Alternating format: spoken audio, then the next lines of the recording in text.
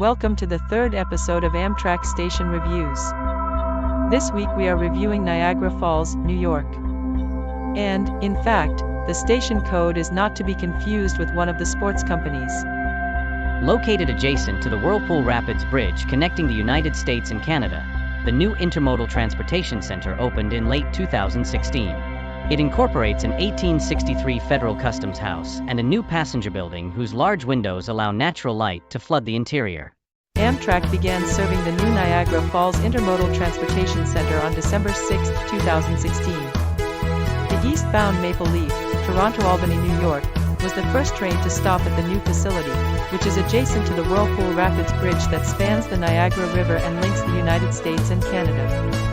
The new station, located north of downtown, replaced an older station in a rail yard on the city's outskirts. Amtrak, local metro buses, taxis and shuttles serve the Intermodal Transportation Center.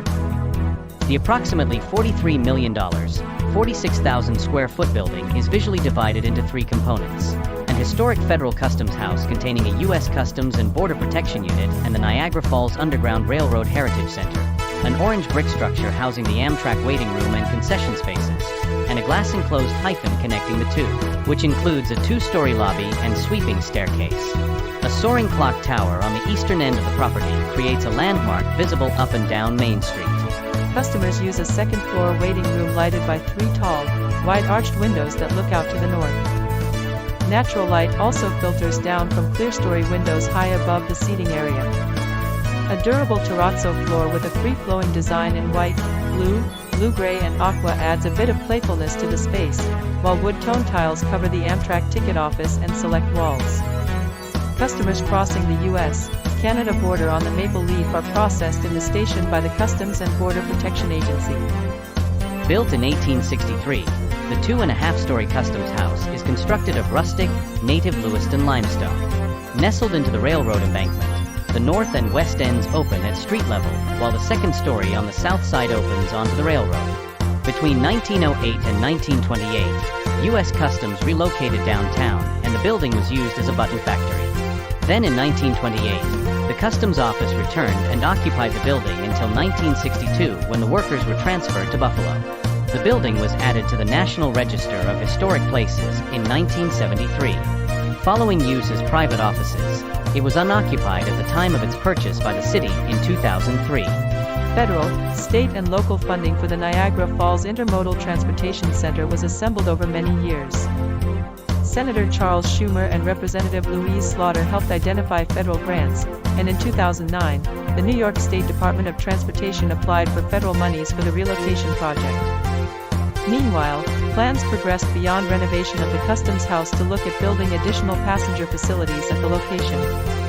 On October 15, 2010, Representative Slaughter announced that the project had won a $16.5 million grant through the Federal Transportation Investment Generating Economic Recovery (TIGER) program. By this point, the city had developed a three-phase plan for building the Intermodal Center.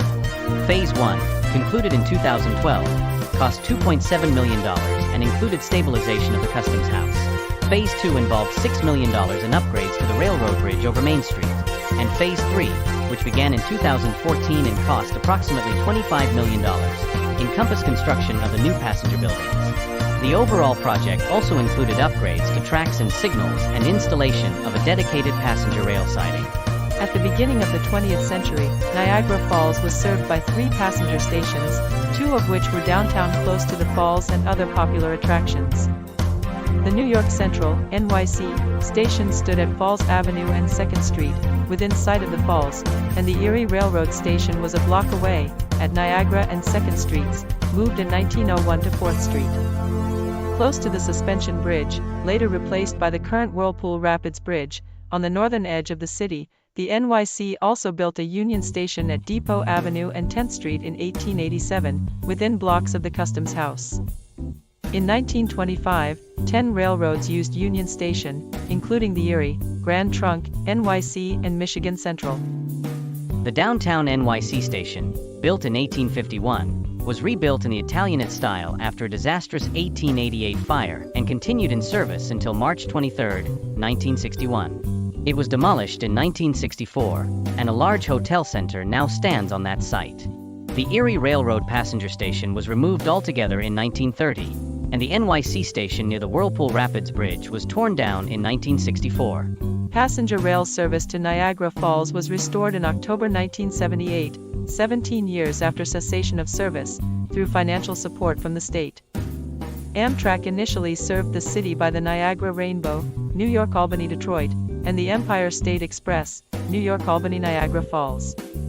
According to the November 1978 issue of Amtrak News, the company's employee magazine, more than 500 people turned out on October 29 for the inaugural ceremonies. They took place at the former Lehigh Valley Railroad Freight Building at Hyde Park Boulevard and Lockport Road, built in 1959 and refurbished for use as the Amtrak station. The Niagara River, the region's centerpiece, formed about 10,000 to 12,000 years ago as the glaciers melted and Lake Erie overflowed down the Niagara Escarpment to what would become Lake Ontario, thus completing the Great Lakes connection to the Atlantic Ocean. American Indians began populating the area some 9,000 years ago. By the time French explorers Sieur de La Salle and Father Louis Hennepin visited the falls in 1666, the 5 tribes of the Iroquois nation had already sustained a 500-year-old regional confederation. The Europeans' arrival upset the balance therein. The region was thereafter fraught with various conflicts through the early 19th century, culminating in the War of 1812 between Great Britain and the United States. The American assault on Canada came to a halt after the July 1814 Battle of Lundy's Lane, one of the bloodiest engagements ever fought on Canadian soil. After a 6-hour battle, American forces retreated to Fort Erie and the War of 1812 ended shortly after. The completion of the Erie Canal in 1825 opened trade up in Buffalo, and this led to a boom in Niagara Falls milling and tourism industries. At Lockport, New York, the canal required a series of 5 locks in order to bypass the Niagara Escarpment. Even today, the falls can be circumnavigated by canal. However, the canal era, although profoundly important to connecting the Great Lakes to the eastern seaboard, was short-lived as railroads developed. By 1840, the Buffalo and Niagara Falls Railroad had arrived in the Niagara area from Tonawanda.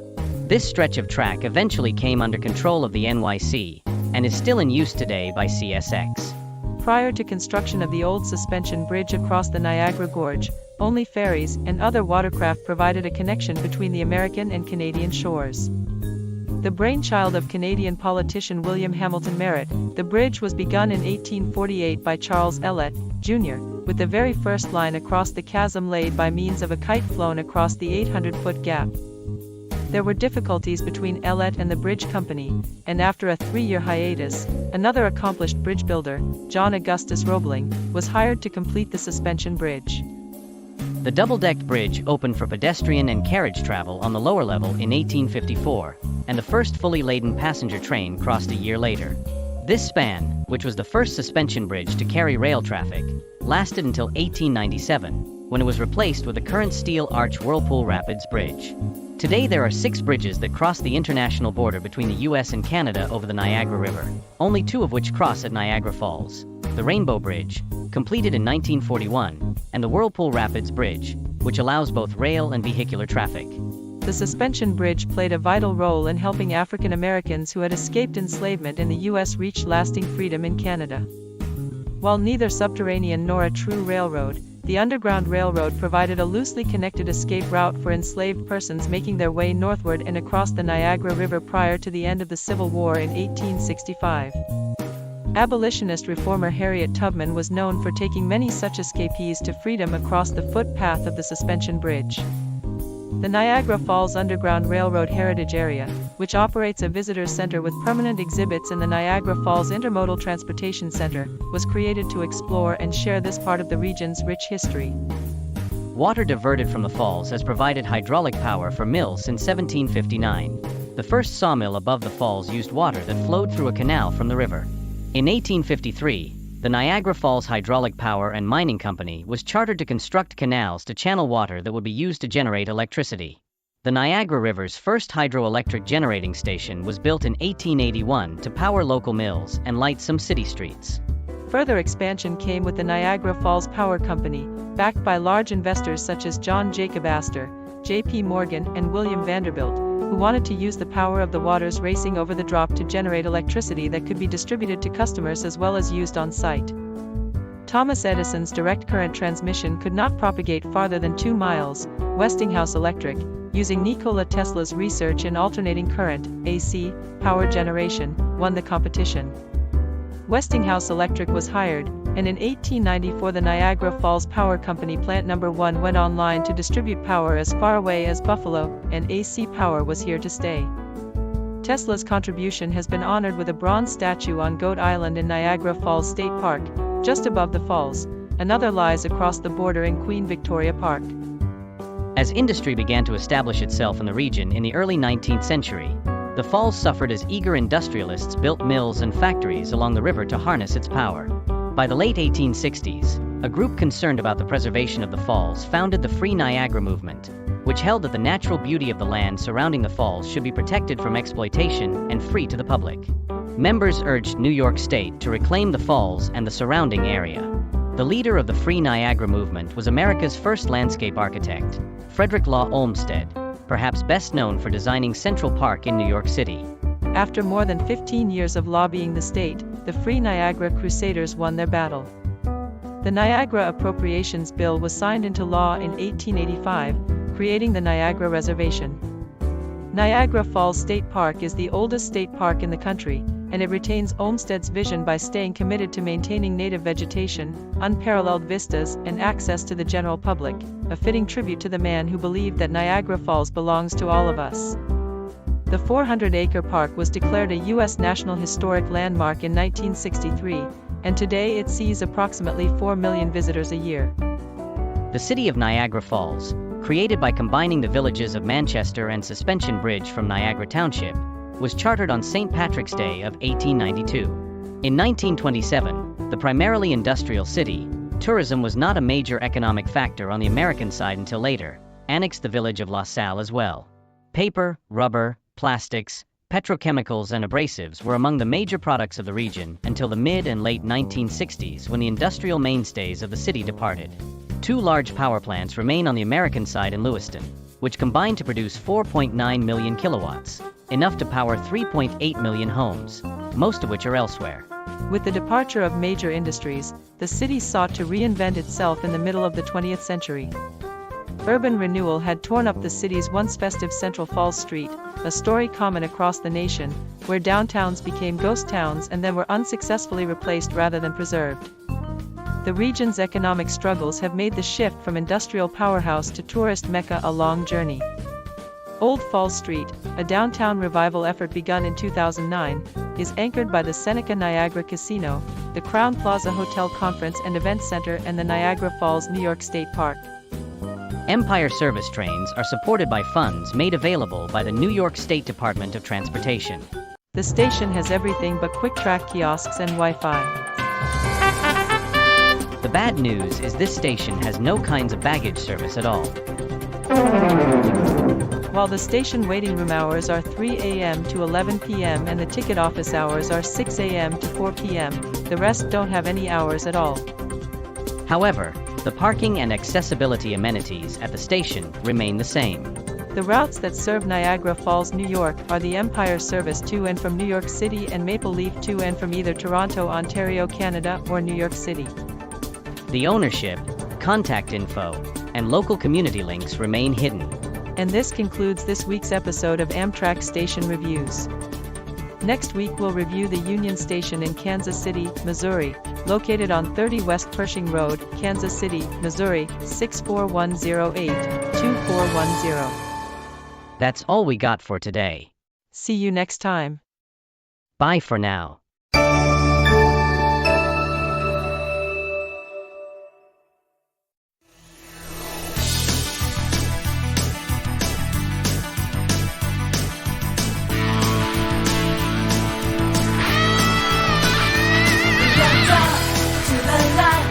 It's a supersonic flight, gotta keep it going.